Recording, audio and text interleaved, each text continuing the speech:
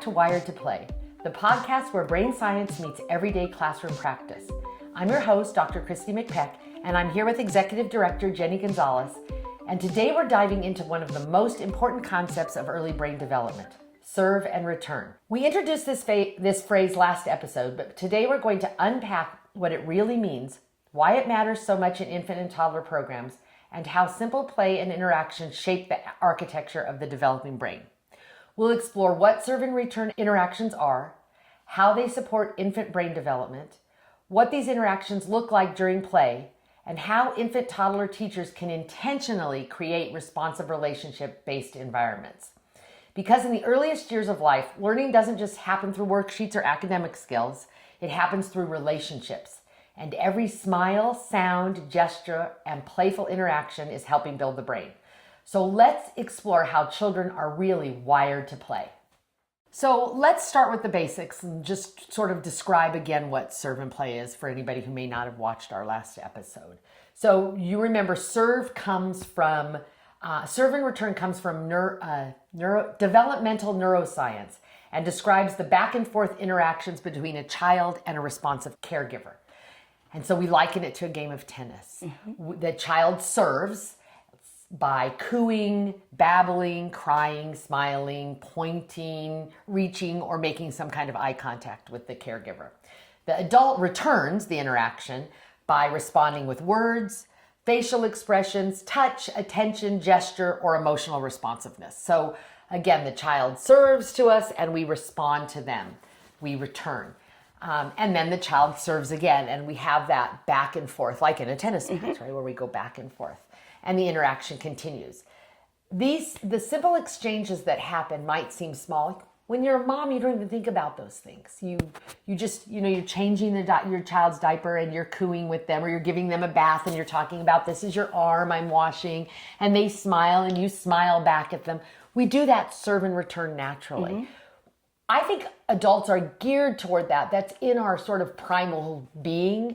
And so I think caregivers can do that also. I think it's in them. I just think that often they get stuck in the busyness of the day and they forget that that's one of the things that's really important for them to do, this idea of serve and return. Or I think sometimes they get embarrassed, like I'm talking to a baby who's not really talking back to me right. in the language, like they're just making a noise. And so they kind of like look around like, am I supposed to be doing this? And like, yeah, you're doing a great job. Right. You should be doing that. Exactly.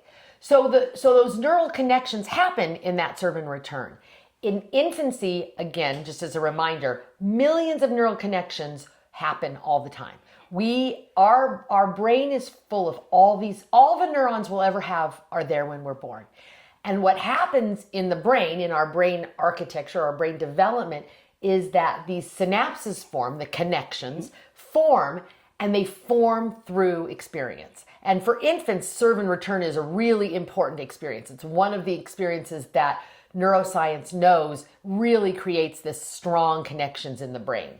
And so when we're doing this idea of serve and return with babies, like we talked about last time, we're helping them build the pathways that are going to give them the ability to have language, the ability for their emotional regulation, for their memory, right? We start making the connections that are going to become our memories.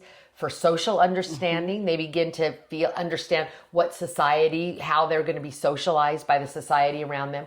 And the most important thing is learning. Yes. That's where learning begins. It begins with those neural connections. It begins with this serve and return, this relationship with adults that's so critically important. The brain saying things like, does communication matter? Does someone respond to me when I talk to them? Am I safe? That's something we really want babies, especially in infant care. We want babies to feel safe. They don't feel safe if they're laying on a mat crying all day long. Yeah. We have to pick them up and be responsive to them. Can they trust the world? That's one of the things. Serve and return interactions answer those questions for them. And over time, those continued, repeated experience build our brain architecture. Yeah. It's kind of like scaffolding in their own brain of each, right. What's the next level of what they're going to be learning.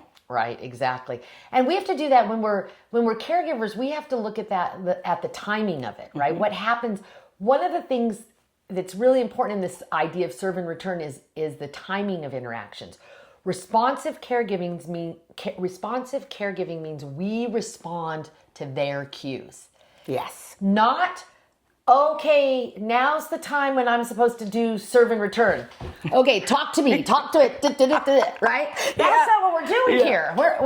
We're not scheduling serve and return. Yeah. We're watching for cues, and we're responding to them in a warm way, a predictable way. You know, when they cry, we comfort them. We don't like blah in their faces or whatever. Yeah. So we do something that's warm and predictable, but it's still in response to where they're at. Yeah, and as a caregiver, you have to know your child. Exactly. You have to know so that you are listening to those cues and watching for them, and you can even have your back turned towards them, and then you hear something, and that could be like, oh, that's where I'm going to go ahead and do my serve.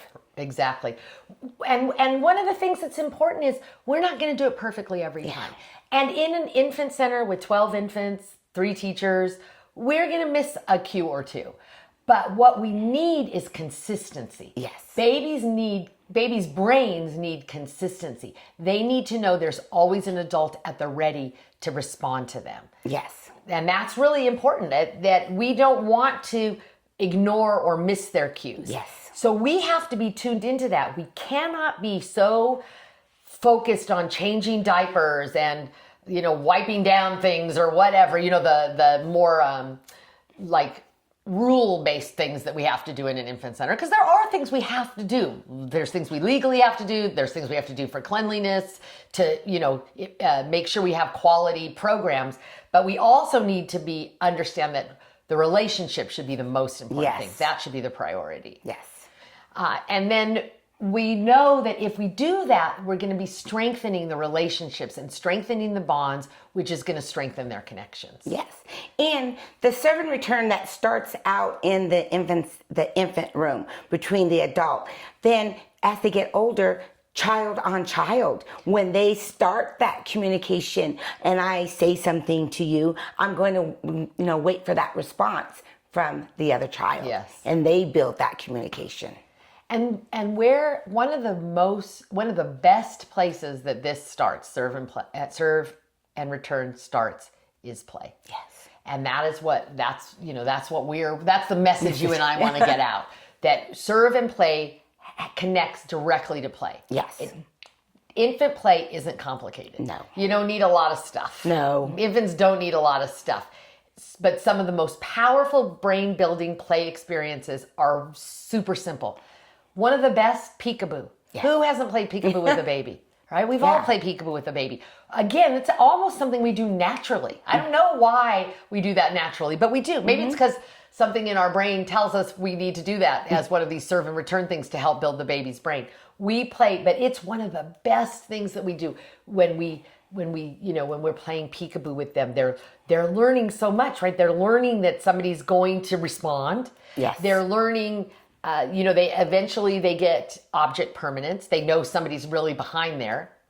It's a great way to build connections. Another great thing, song and finger plays. You talked about that in the last one. They build memory, they build rhythm, they start to listen to things, they start to anticipate what's going to happen next. Yes. Face-to-face play is another really great thing where we're actually looking in their faces and we're playing with them. I would say that's probably the weakest thing we do in infant care, because we have so many babies and, we are what we are. We're getting our stuff done. We need to sit down, slow down, and look face to face with the babies. We need to play games with them where we're talking to them, where we're responding to them in their faces. Yes, I agree.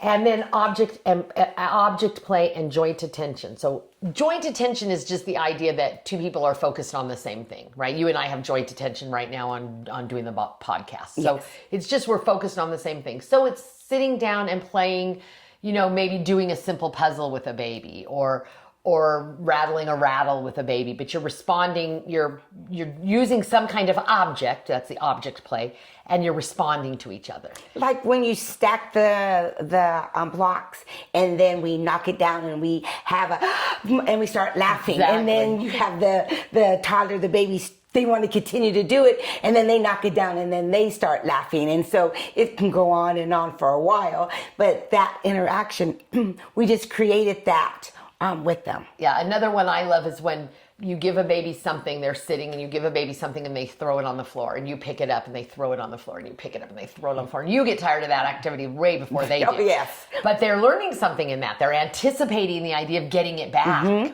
So it's such a great, all those little things that seem like nothing. They're play. They are definitely, you would definitely define that as play, but they're so powerful in our brain architecture. Yes. We learn so many things. I'm just going to read you a list because I think it's so important. The things we just talked about, all those different ways of playing, right?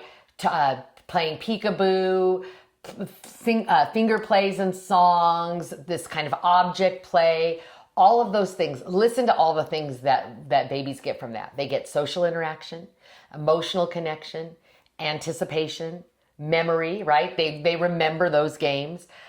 They get early communication skills, auditory processing, their ability to hear and listen to things. They get rhythm awareness, language development, imitation, right? They imitate us, social engagement, attention, social reciprocity. You do something and I'm going to do it back. They get emotional attachment, communication pathways, vocabulary, turn taking, social interaction, and problem solving. Wow.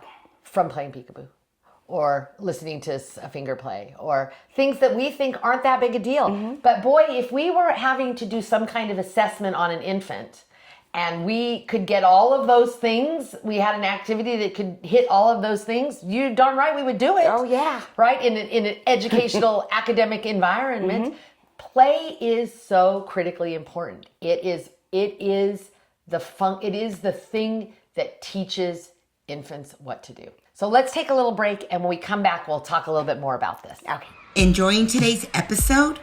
Like and rate our episode to support us here at Wired to Play. Do you have a story or a question? Would you like to share it on our show? Email us at wiredtoplay@zayproductions.com and follow us on Instagram at Wired to Play Podcast. And a special thanks to viewers like you. Thank you. Now back to the show. So let's talk specifically now about actual infant toddler programs. Even though we've been talking a little bit about that, let's talk about what high quality infant programs look like. In our last episode, we talked a little bit about the environment, keeping a sort of calm environment, an environment where kids aren't at a frenetic pace, where they're not being overstimulated. Some of that we have to set up. We have to think about that as adults. We have to think about what color we've painted, what things we're hanging up, what kind of music we're playing. How are we talking to each other? Sometimes I hear teachers not screaming, but hollering almost, talking with a really elevated voices. And that's not good for infants. Yes. We should be talking in, I sometimes think of it as a spa voice. That kind of sing-songy voice that spa people use. Snow White. Yeah, Snow White. Yes, exactly. That kind of more calming, quiet, maybe drawn out voice. So we need to think about those things as adults. We also need to think about how we build relationships. Where do we build those relationships during infant interactions and during our everyday in the classroom?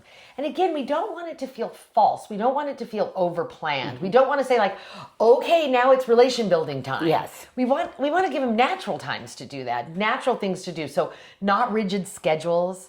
We don't even have a schedule in our infant center. In our infant centers, we have a little thing up that talks about how we adhere to the infant schedule. So we look at each infant And there are some things that we do, like lunch comes when lunch comes.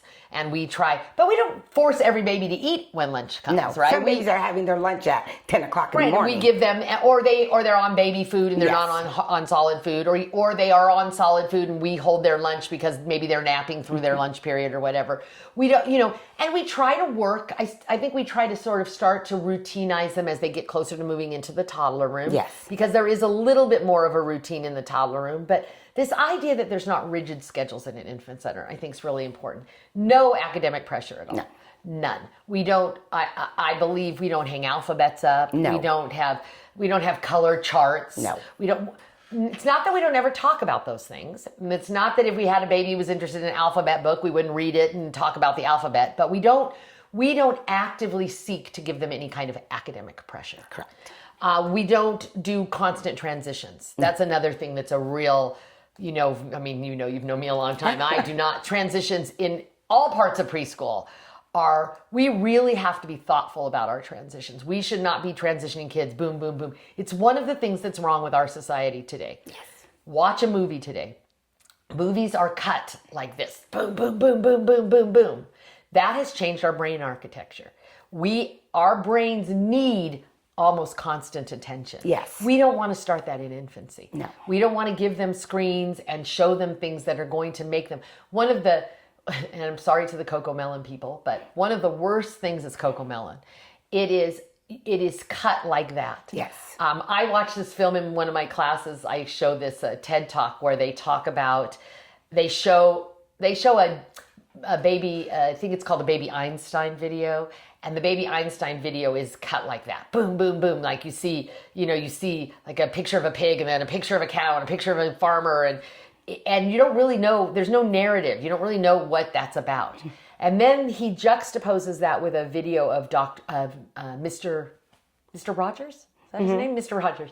And Mr. Rogers goes into a restaurant and it's very slow and very drawn out and very calm. And there's clearly a narrative that he's following. And he talks about how the brain reacts to those two different things. And it's so important. So we want to make sure that our environment isn't causing that sort of overstimulation and those constant transitions. Like we're moving from this to this to this to this because we have all these things we have to get done in our day. Yes. We want to make sure that we're moving to the kids' kind of natural rhythm and their schedules. Yeah. And so one of the things we know, and we say this all the time, is responsive caregiving is our curriculum. Yes. In the infant center, there is not a curriculum. There is not a lesson plan that we have to follow. We need to be doing responsive caregiving. We need to be introducing things to them when they're ready to be introduced to. And that, yes, sometimes that might be they're ready to do a puzzle, which is something that seems a little more academic, but is play. And we're going to do that. Of course, we're going to give that to them, but we need to give it to them in their timetable when they're ready to do it. Yes, Do you I see agree. that? Oh, yeah, because you put a puzzle out and it will satisfy the parent because they'll say academics. And what does the child do with the pieces? Straight It's in into their the mouth. right. So instead Sensory-motor. of giving the puzzle, let's give them an activity that's going to do that sensory motor. Exactly. Give them things where they're ready, Yes. what they're doing. One of the things we know that in this idea of return and serve, one of the best times to do return and serve, and as parents, you do it naturally, but is during normal caregiving. Routine, we call it routine caregiving times, right? So we're talking about diapering, we're talking about feeding, hand washing, nap time, all of those sort of routine things that we have to do in an infant center every day. Those are times that we have this natural serve and return because we're doing something and we're focusing on a child individually, and we need to take advantage of that. So I know you are a great diaperer, and you're great at this serve and return for diapering. So kind of describe that to our listeners. What do you do during diapering? Well, first thing is I'm going to ask the child, like, hey, I'm going to change your diaper. Can I change your diaper? And then pick the child up. And as I take them to the changing table, talking through, we're going to change your diaper. We're going to get you all clean, and then start the diapering procedure. And at the same time saying, oh, great. Look if we're putting your new diaper on, your diaper is going to make you feel so much better and nice and clean. And then finish, putting the outfit back on. I usually stand the child up and say, now we're all done. How do you feel? And then the baby will like smile, and I'm like, okay, great. We're all, good job. Put the child down, and then move on to the next activity. But it's like the whole process, and then at the end, having the child feel accomplished. I'm clean, and I'm safe. And you've listened to their response, yes. Right? They served to you, you responded, you sort of served back, and they responded. Yes. So you have that sort of tennis game happening.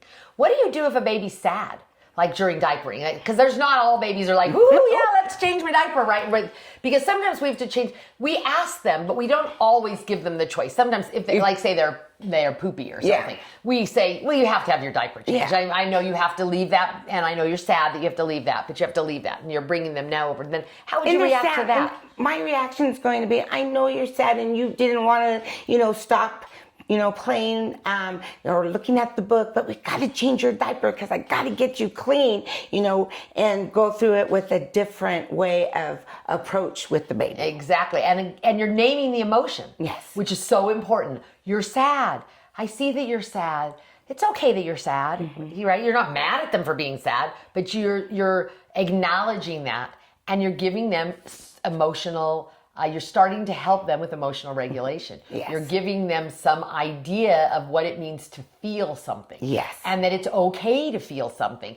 And that sometimes you still have to get the thing done, even though you're feeling that. Yeah. Doesn't mean, just because you're feeling that doesn't mean sometimes I don't feel like going to work, but I got to get up and go to work, right? True. So even though you're feeling it, you might have to go through with the process, but it's okay because I hear you. I see you. I see that you're sad. I see that this is happening, and we're going to get through it together. Yeah, because what will happen is the teacher themselves will just get frustrated. Right. Because it's not moving in the direction that the teacher wants. And that's a really important component. It's really important how we react to the baby. We can't be frustrated. It's okay for them to be sad. Yeah. It's okay for them to be mad. It's okay for them to yell at us, whatever. What we have to teach them, what we do through socialization is say that's not really the best way to handle it. Yes. Let's think of a different way, a better way that we could handle it. And that's what you're doing in that process when you're changing them. And you're saying, I get that you're sad, but we're going to change your diaper anyways. And you're going to feel so much better afterwards. Yes. And then you can go back to the play. It's not like that play has gone away. Yes.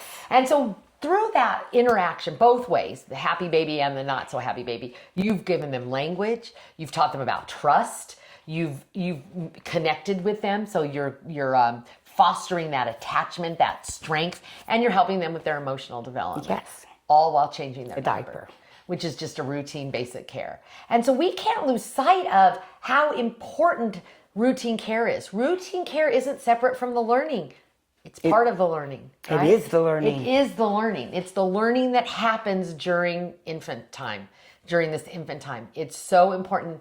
And as what has happened is as kids have moved out of their homes on a daily basis, right? We used to do that. Moms just used to do that stuff. They just were natural at it. We have to make sure that babies are still getting that we're not doing the baby factory thing. That we're not just not looking at the babies and just changing diapers, shoveling food in their mouths, putting them down for a nap. We need to stop and take a breath and really recognize the human beings that we're working with and how we are helping. Infant teachers are teachers. Their teaching is just as important as me teaching a college child, a college student. It's just as important. I would argue maybe more important because we're giving them 0 to 5. We learn more than we're going to learn any time in our lives. And yet we sort of discount the idea of infant teachers being teachers. We call them caregivers. We call them babysitters. They're teachers. Yes. They are the baby's other than their parents, they're first teachers. They're the people who are making those brain connections that your high school teacher's going to want you to have. Yes. Right? So that's what we have to really recognize. We have to really help infant teachers understand their importance in the world. Yes. That's, I think, how important it is. We need to make sure our environments give them time for uninterrupted interaction. Sometimes we don't do that when we're doing the baby factory thing. We need uninterrupted interaction. We need to be able to just sit and hold a baby and rock them. And that might mean, how do we set up that? How do we set that up so that the other caregivers in the room are managing the other child while I'm giving this baby one-on-one time? Yes. And that's an important thing. We're not constantly rushing from activity to activity. We're observing children carefully. We're following their interests. Sometimes we'll be outside and we'll see, say, a butterfly, and the babies notice it. And we're just like, no, we gotta get in, right? It's almost time for lunch. No, let's stop and notice the butterfly. Yeah. Let's look at the spider web. Let's play with the grass. Whatever the baby's interested in. We need to respond to those cues. We need to follow those cues. And that doesn't mean, I'm not saying throw out your schedules. I'm not, I'm a scheduled person. I'm an organized person. But it really means connecting with the kids where they're at and taking the extra moment, not dragging them away. Yes. Taking the extra moment to really say, oh, you see a butterfly. Maybe we'll read a butterfly story when we go inside. Even little babies would like a butterfly story. Yes. So, they might not understand it all. They can't recite the concepts back, but they're starting to make those connections. I saw a butterfly outside. Now I'm hearing the words about a butterfly. Okay, now when I go into the 4-year-old class and we do, the very hungry caterpillar, I know what a butterfly is. Yes. I've seen a butterfly. I've heard stories about a butterfly before. We're making those all important connections. And we're continuing to create a safe, loving environment where kids feel safe and nurtured and watched. Yes. And I think that's so important because, again, that feeling of safety is where we thrive. Yes.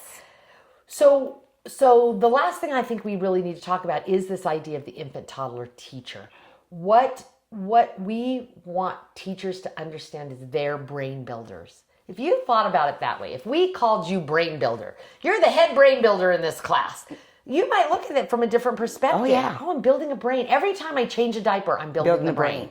Every time I sing a song, I'm building a brain. Every time I greet a child and their parent, I'm building a brain. If we could think of it through that, we would understand that every single interaction we have with a child matters. Yeah. And thinking it that way, it's kind of like, ooh, I missed that opportunity to build a brain.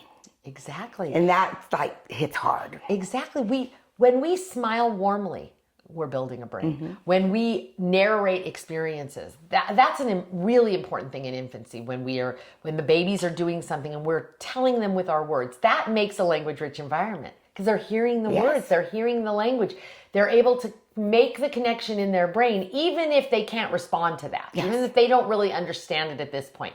Someday they're going to be able to bring that connection back up and it's going to make sense to them. One of the things it's my pet peeve, and in every infant center I've ever been in, every infant teacher could tell you, we have to respond to babies' cries. Oh, yes. We have to. Do you see that? Oh, yes.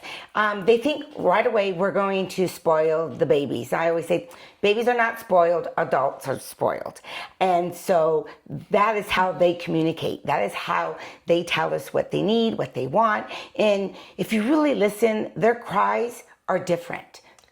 They're for different sure. every single time they cry. For sure. And it could be for a feeding, for I'm tired, for I just need a hug.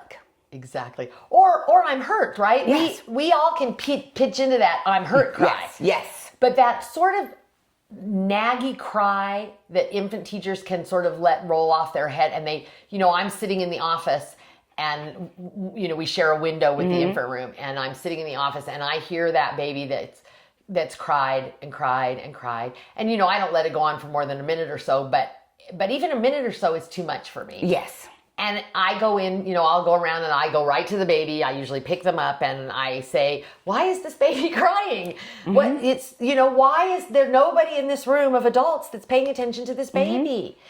And that's a really important thing because babies need to know they're going to be responded to every time they cry. That's their language. Yes, and I know because I've seen you. The first thing is you ask the baby, what's the matter? What's going on? And you pick it up and you can already see that the baby's already starting to calm down.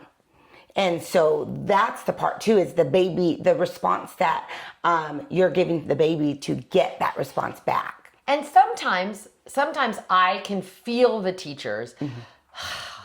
Like, Miss Christie came in and she picked up the baby, and now that baby thinks that baby's going to be picked up every time that it cries. That's exactly what Miss Christie wants it to think. Yes.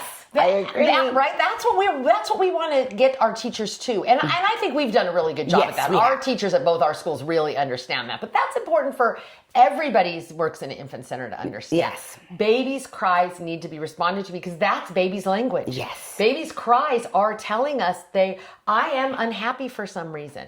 I need attention. I need a bottle. I need to sleep. I need to be changed.